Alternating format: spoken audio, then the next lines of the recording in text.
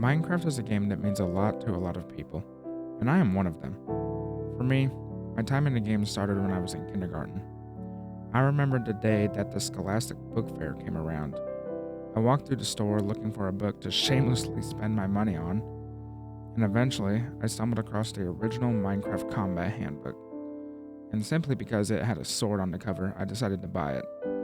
I had no idea that this was a video game at the time, but once I did learn, I asked my dad to play Minecraft. That year for Christmas, I was given a PlayStation 3 with a copy of the game.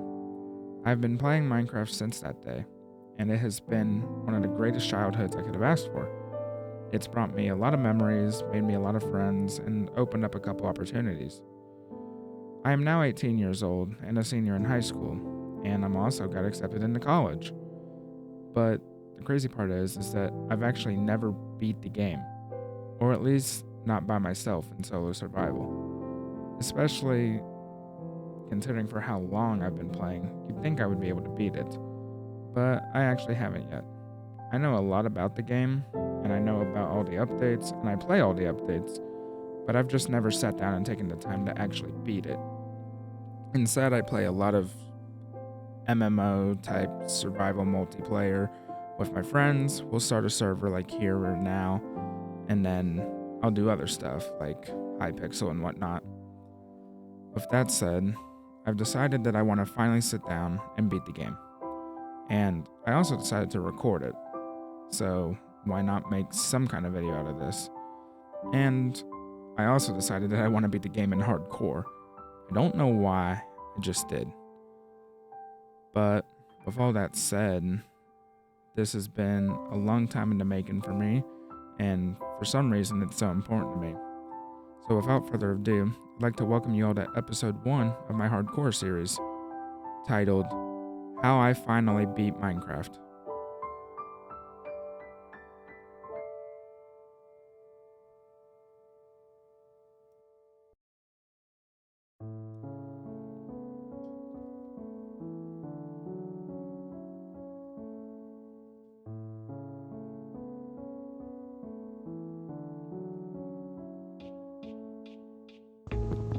So this began like any other Minecraft world would. I chopped a tree for some wood and then killed 3 sheep for wool. Obviously this wool would allow me to make a bed, which I would actually use a lot throughout this world, mainly because I was too afraid to fight monsters early on during the night. So I would quickly make a bed and just hop in bed to sleep. Across the lake, I did notice a village, so I decided to swim across and check out what I could find, hoping to find something valuable in the blacksmith shop that I had noticed. I didn't really end up getting anything good out of it, except for a pair of iron boots and an iron sword, and some starter food. Afterwards, I entered a house with a blast furnace where I placed down a crafting table and decided to tear this thing down just for some basic tools. I got my stone tools, then I decided to take the blast furnace with me for good use. After all, I had no plans of living in this village anyway. I get very particular about where I live in this game for some reason. So, I decided to keep going through the village, looking for more stuff to take with me as I embark on a journey to find the perfect place to live. I stumbled on through the square, and then became an absolute master thief by absolutely terrorizing this village home, taking its bread, stealing some wheat, stealing a composter, along with other job site blocks like a furnace, and ended up taking a brewing stand. Finally, I decided it was time to embark out on my journey, looking for a suitable place to live, or at least suitable in my eyes. I then stopped to chop a tree, crafted a bunch of food with all the wheat from the hay bales that I stole from the village, and then crossed a lake. After that, it wasn't long that I stumbled upon one of many of the quote-unquote unique biomes that I would find, this one being a jungle. I spent some time in the jungle gathering some bamboo and any other crops that I could find. I do a lot of building when I play Minecraft, so bamboo was a huge plus for me, mainly because of its scaffolding. Finally, once I had left the jungle, it was now time to embark on a much longer journey, traveling through savanna, plains, mesa biomes, and ocean cliffs. While I was out and about, I kept collecting food, sleeping through the night to avoid monsters, and looting slash killing anything that I found or what got in my way. This outpost in particular rewarded me with a beautiful, full durability crossbow. After I was done looting, I crossed more water and continued on my journey through forests, over trees, eventually until I came into a clearing. This clearing then began to open up into very promising land with lots of plains, flat for building, nice hills surrounding the area, large bodies of water, a village, surrounding forest, but most importantly was this tiny little hill I stumbled across. With the cherry blossom grove on the hill in the background, this is where I decided to make camp, and also where I decided to build my home.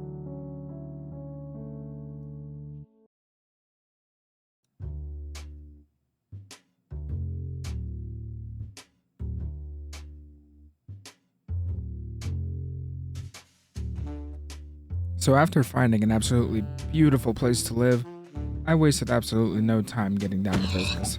I started off by collecting food, wood, and a couple other resources. After this, I took a moment to organize myself.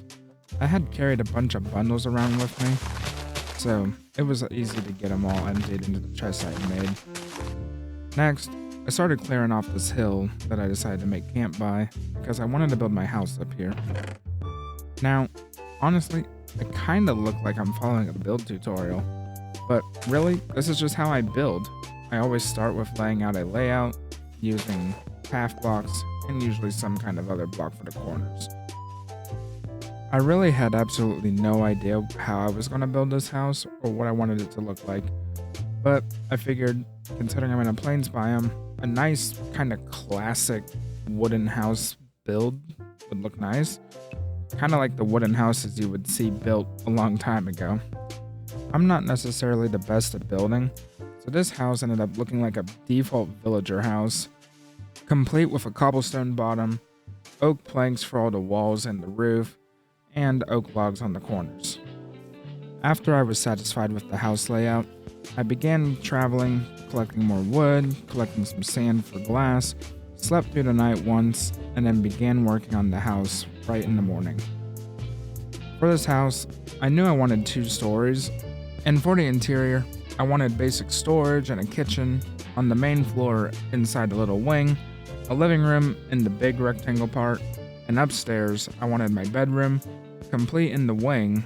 The attic I wanted to be just a bunch of storage. I will most likely be playing in this world after I beat the dragon, so it would be really nice to add on to the area that I live in. I like to farm, and I like all the farms to be manual. There's something I just don't like about automatic farms. But about the house add-ons, this thing is probably going to need some serious remodeling at some point. Probably rip the entire roof off, make it taller, add hallways on either side, who knows. Or I could also just use the hill. The beauty of building on the hill is that I can use the hill for whatever I need.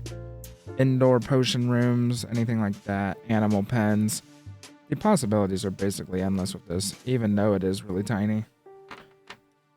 With the house almost complete, I did spend a little bit of time working on some outside details, but more importantly, I tried to finish this roof to the best I could. The roof was just a basic roof made out of oak plank stairs, but that's about the best I could do with my building capabilities. Once I finished the roof, I began working on the inside of the second floor, then went back, grabbed some stuff, and started working on the first floor interior. I started off by making these really big windows. Whenever I play with shaders, I just love how the sun and the light beams can seep through the windows, so I've always been a fan of these big windows. I know building's not for everyone in this game, but I've always thought that it's way more fun to actually build your own house and make it establish your place in the world. At least if you're into that home style vibe like I am. I prefer this over digging into a hill and just living in a hobbit hole basically. But with the house done, it was now time to move on to bigger projects.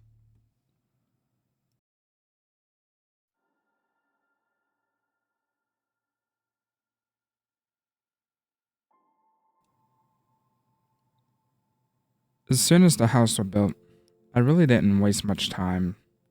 I started working on the front details of the house, making it look pretty, while also working out on the insides. A little bit after that, I thought it would be a good idea to go exploring. I went to a ruined portal nearby, grabbed the loot from the chest, and came back. I ended up finishing the kitchen, which was close to the wing window. It's this nice little small area with some storage, all the furnaces I brought from all the villages, and I just made sure to have everything locked away. On the outside of the house, I began working on this nice staircase path that would lead down from the door down the small hill. This little path didn't take too long to make. It was just a mixture of half blocks, oak slabs, and oak stairs. It ended up looking really pretty by the time it was done, and it made for a nice little path up and down the hill. After that, I decided I might as well continue working on some of the decorations, so I added a little waterfall to the hill. After that, I ended up adding some hay bales for that extra decoration, and then proceeded to add some fish. The fish sort of get themselves into trouble once in a while by climbing up the waterfall, but they'll be fine. I planted what crops I did have, finally, before deciding to go visit the village. When I made it to the village, I realized that it was honestly kind of empty. There wasn't much here, not really any job site blocks, and it was filled with holes that mobs could come up and attack the villagers. Eventually, I do want to fortify this and use it to earn a lot of emeralds and get some really good enchantment books. After a quick tour of the village, I decided it was time to go for the world's first mining trip. So I geared up, headed over to the nearest hill I could find, and decided to walk into the closest hole. The water bucket I brought ended up probably being the most useful item that I could have decided to bring. It allowed me to travel into the cave that I found, allowed me to navigate through some lava, and allowed me to navigate down cliffs of the cave. There were a couple ravines that I encountered, and I was able to find some good stuff from the surface, like iron and coal. But eventually I found this hole that led down into the deeper parts of the cave system, and I found my first diamonds. After these diamonds, I would go on to explore the cave, eventually finding up to 15 diamonds. It was nice to find at least that many diamonds on the first trip, but I wasn't really feeling like risking it. So, I decided it was now probably a really good time to head out. I found an amethyst geode on the way out, which ended up being really pretty. On my way out, however, I actually ended up digging into a trial chamber, which in no way, shape, or form was I ready to actually take that on. I had only tried to take on a trial chamber once in one other world, and I died, very pitifully. But I decided I might as well take a peek through the trial chamber anyway, just to see what was here.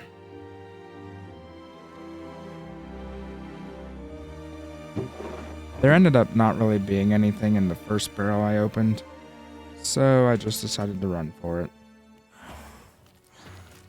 Choosing to avoid the new skeletons was probably the smartest thing I could have done. They're just annoying with their poison arrows. The slime spawner was close by, so I got to see how many slimes that would spawn, and honestly, that room scares me.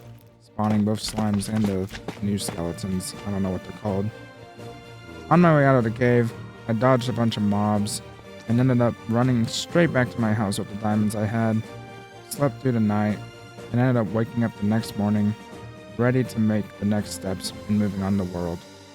I crafted a diamond pickaxe, started mining the obsidian from a local ruined portal, and I decided to bring it all back home and start building the nether portal.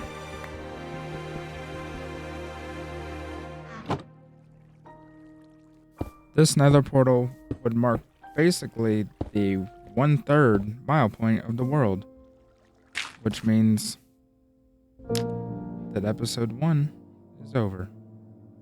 Thank you for watching, and I'll see you all in episode 2.